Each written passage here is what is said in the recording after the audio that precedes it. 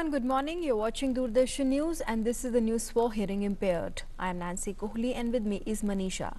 Let's begin with the headlines. Centre issues guidelines to states and union territories for interstate movement of the stranded persons. States asked to develop protocols for receiving and sending stranded migrants, pilgrims, tourists, students and others. The states need to agree on the movement by road subject to certain conditions.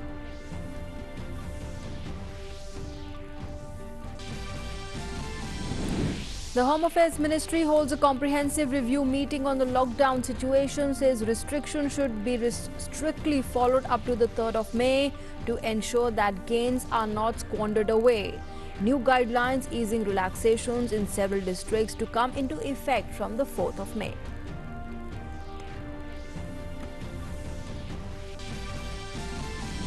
Agricultural operations overcome the lockdown odds. Kharif sowing increases by 38% this year. The offtake of fertilizers and seeds higher than the last year. Government estimates 3% agricultural growth rate amid expectations of a normal monsoon. COVID-19 transmission rate declines in India. The doubling rate is now at 11.3 days in the last few days. The mortality rate in India is 3% compared to global mortality rate of 7%.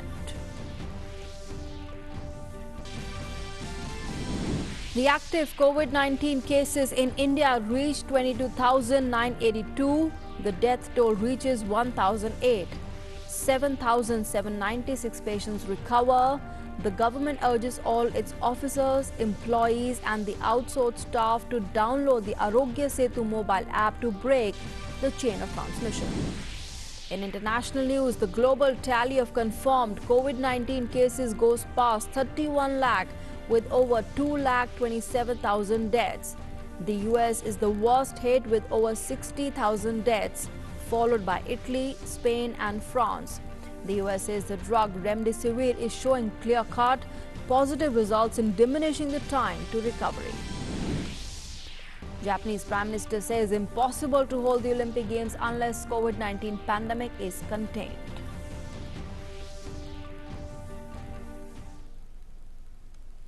Our top story, the centre has issued orders to the states and the union territories to facilitate the interstate movement of the stranded people, including the migrant labourers in the country. All the persons are to be medically screened at the source and the destination and kept in home or institutional quarantine on arrival as per the Health Ministry guidelines. And the guidelines, of course, cover the stranded migrant labourers and pilgrims. The guidelines also cover tourists, students and other stranded persons. States have been asked to designate nodal authorities and develop standard protocols. States have also been asked to develop protocols for receiving and sending the stranded persons as well. The nodal authorities are to register the stranded persons within their states, and sending and receiving states must agree on the movement by road. All the persons are to be medically screened at the source, and those found asymptomatic are to be allowed to proceed. Buses to be used for transport of groups of persons as well, and all the persons are to be medically screened on arrival. All the persons are to be kept at home or institutional quarantine on arrival. All the persons to also be kept under watch with periodic health checkups. The quarantine guidelines of Union Health Ministry are to be followed. Such persons are also to be encouraged to use the Arogya Setu application to facilitate monitoring and the tracking of such persons. And news now on the COVID-19 lockdown guidelines. The Ministry of Home Affairs has released new guidelines to fight COVID-19. They will come into effect from the 4th of May. These guidelines shall give considerable relaxations to many districts. According to the MHA, the details regarding this shall be communicated in the days to come. The Home Affairs Ministry held a comprehensive review meeting on the lockdown situation on Wednesday. There's been tremendous gains and improvement in the situation due to the lockdown. till now. To ensure that these gains are not squandered away, the MHA has said that the lockdown guidelines should be strictly observed till the 3rd of May.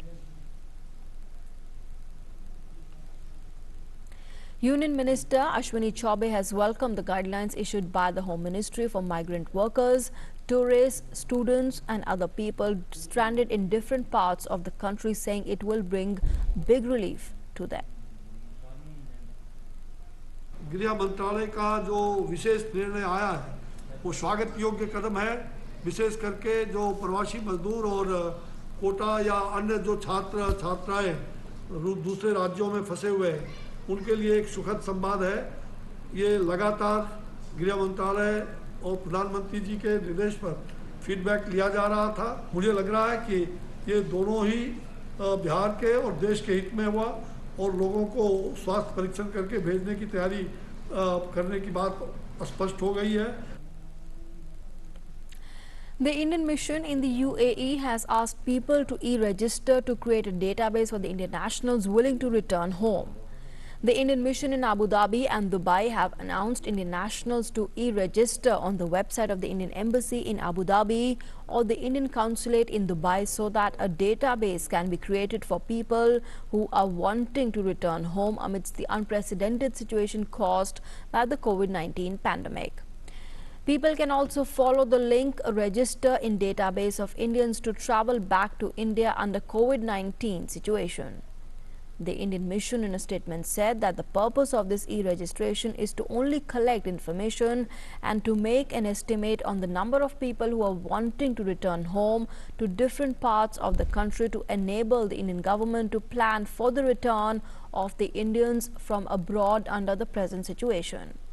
It further stated that it will enable the government to plan ahead to receive the people at India by taking all the precautions so that any spread of COVID-19 can be avoided. It requires asked people to fill separate forms for each member of the family. The companies who are wanting to send their employees back have to fill separate for each of the employees. The form is simple, requiring only basic details like passport, mobile number and the address in India. The decision on the resumption of the passenger flights to India will be taken in due course by the Government of India. The Indian mission has also stated that any announcement regarding the flights will be made on a website and other social media platforms. However, the returnees have to fulfill all the conditions for travel as will be laid down by the UAE government on departure and those of the Indian government on arrival. People who find it difficult to fill the form should take the help of the Indian community organizations. And the embassies have also asked people not to visit the mission for the purpose but to e-register on the website. A similar creation of the database has been announced by the Indian missions in other Gulf countries like Bahrain, Oman and Saudi Arabia to estimate the number of Indian nationals who are willing to return home under the present situation. And as the clamor for evacuation has been there, India had earlier indicated that all the attempts will be made to bring back the Indian nationals from various parts of the world. India has suspended all the kinds of travel till the 3rd of May as the country is under lockdown due to current pandemic situation created by the spread of COVID-19. And as per the latest updated data provided by the Health Ministry, the active cases of COVID-19 in India stands at 22,982, with 1,008 deaths reported from across the country, while 7,796 patients have been cured and discharged. The COVID-19 transmission rate has declined in India. The doubling rate is now at 11.3 days in the last few days. The mortality rate in India is 3% compared to the global mortality rate of 7%. The centre has asked all its officers and staff working with the central government to download the Arogya Setu app. The Ministry of Personnel, Public Grievances and Pensions issued a memorandum stating that the Arogya Setu app is mandatory for the government officers, employees, all the officers, staff including outsourced staff working in the central government should download the Arogya Setu app on their phones. The officers and staff should review their status on the application before starting for office and commute only when the app shows safe or low-risk status. If the app shows that the person in the moderate or high-risk zones, they should not go to office and self-isolate for 14 days or till the status becomes safe or low risk. The Joint Secretary of Administration shall ensure strict compliance. Similar instructions shall be issued to all autonomous or statutory bodies and the PSUs attached to various ministries. Prime Minister Modi on Wednesday greeted his Bangladeshi counterpart Sheikh Hasina on the occasion of the holy month of Ramadan and discussed with her the COVID-19 situation and how the two neighbors can collaborate in the fight against the deadly virus. In a tweet, Prime Minister Modi said, and I quote, "Spoke to Prime Minister Sheikh Hasina to greet her and the people of Bangladesh on the holy month of Ramadan. We discussed COVID-19 situation and the ways India and Bangladesh can collaborate in the fight against it. Our relationship with Bangladesh will continue to be one of our highest priorities," unquote. And in view of the nationwide lockdown till the 3rd of May imposed to deal with the COVID-19 epidemic, many workers and students are stranded away from their home states. And in view of the problem, the Home Ministry has released a new guideline. The Lok Sabha Speaker Om Birla has said that under this guideline, the coaching students of all the states staying in quota will now be able to return to their homes. He expressed confidence that following the guidelines issued by the central government, the state governments will fix their protocol and soon arrange to send all the sections to their homes. The Human Resources Development Minister Ramesh Pokhriyal Nishank has said that the CBSE's 10th and 12th board examinations of 29 major subjects will be held if the situation becomes normal after the lockdown ends. He said that the results of the remaining subjects will be released on the basis of internal assessment. CBSE की परीक्षाएं जो रुकी हुई हैं, उन रुकी हुई परीक्षाओं को जैसे ही स्थिति सामान्य होगी, उन परीक्षाओं को कराया जाएगा। और यदि ऐसा लगेगा कि और आगे और कठिनाइयों ने आना है, तो 3 मई के बाद क्या परिस्थितियां होती हैं, उसके बाद में विचार किया जाएगा। लेकिन अभी तक CBSE की 83 परीक्षाएं शेष हैं, जिसमें से 29 परीक्षाएं मूलतः हैं। तो जो 29 परीक्षाएं मूल हैं, हम उन्हीं मूल परीक्षाओं को 29 परीक्षाओं को ही कराएंगे। Meanwhile, BJP President JP Nadda discussed various issues related to COVID-19 through video conferencing with the Northeast MLAs. He praised the relief work being done in the region to tackle the COVID-19 pandemic.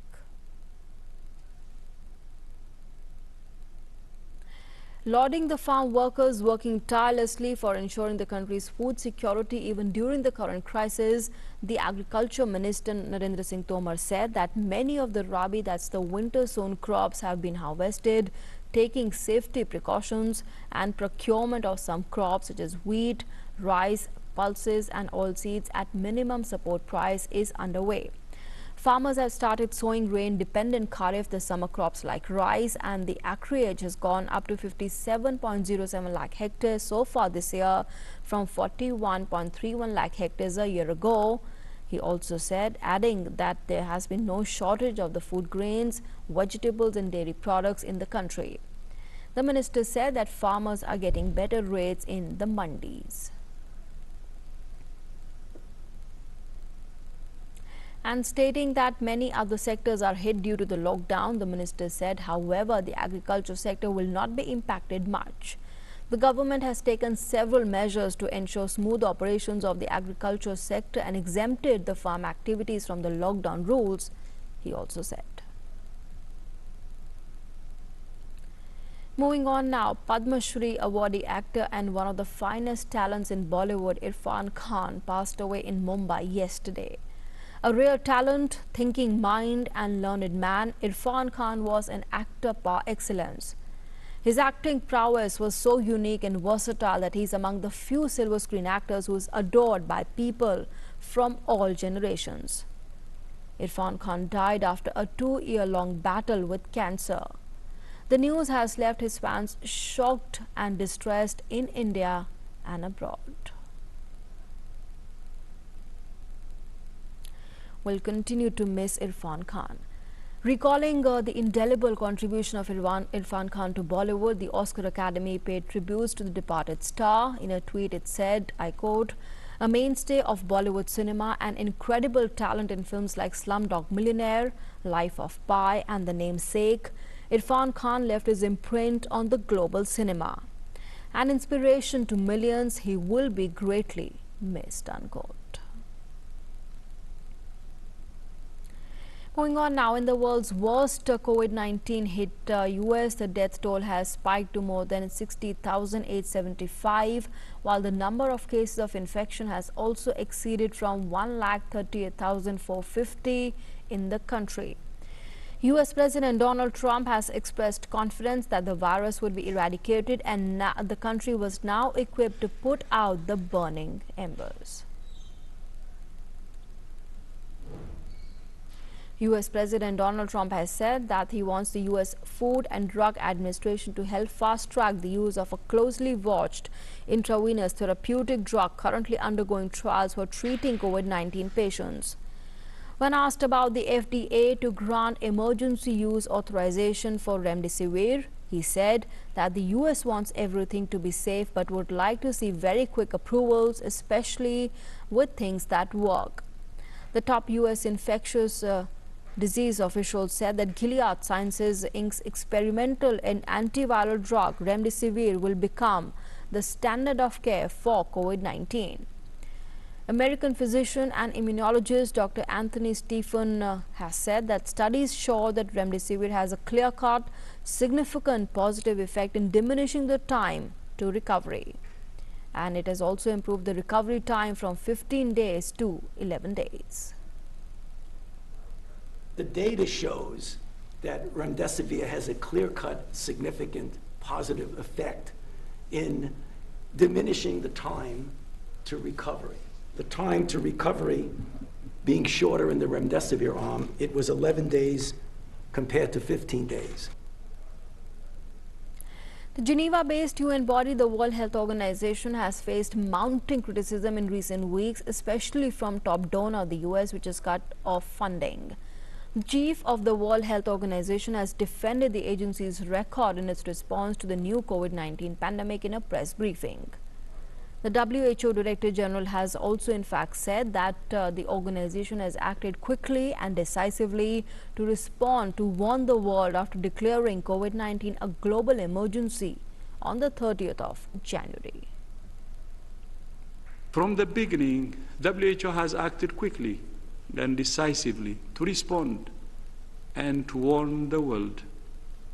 We sounded the alarm early, and we sounded it often. In the United States, the National Institute of Allergy and Infectious Diseases Director Dr. Anthony Fauci has said that a study on the drug Remdesivir shows that it can block the coronavirus.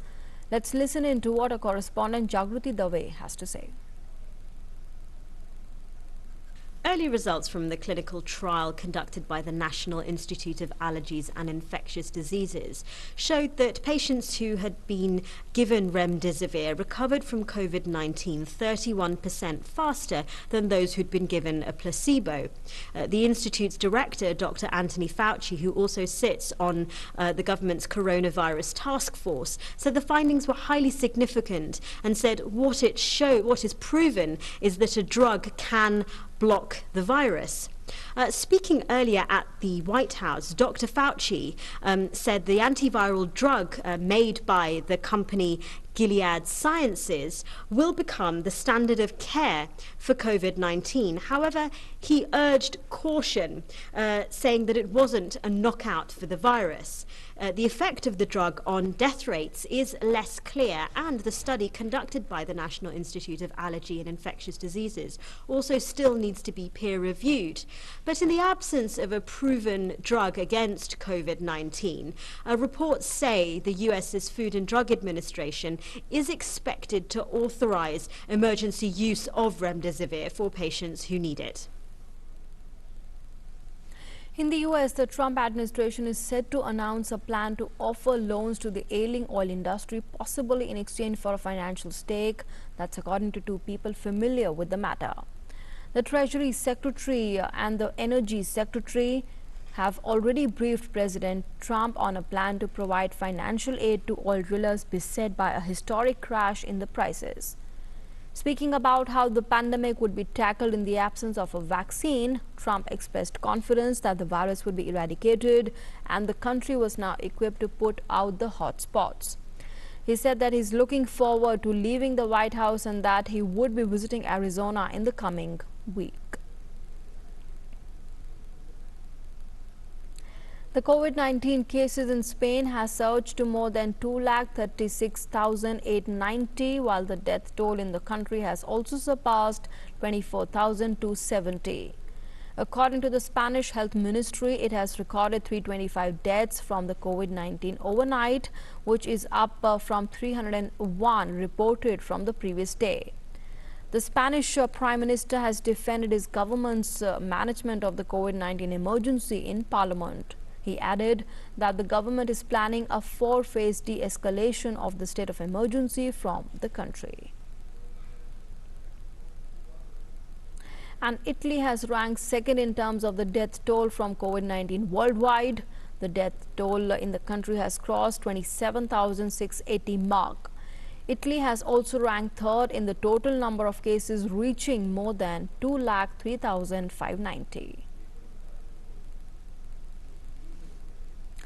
Many Lebanese banks across the country were torched and vandalized during the second consecutive night of angry protests fueled by frustration over the national currency's unfettered depreciation. Hundreds of demonstrators took to the streets from Beirut to southern Sidon, along with the Nebatia, the Bekaa Valley, and Tripoli and Akkar in the north. The protesters in Tripoli began setting banks on fire, and clashes continued as they were chased through the streets by soldiers. The protesters are furious over the rapid slide of the Lebanese pound, which has plummeted in value by more than 50% in about 6 months.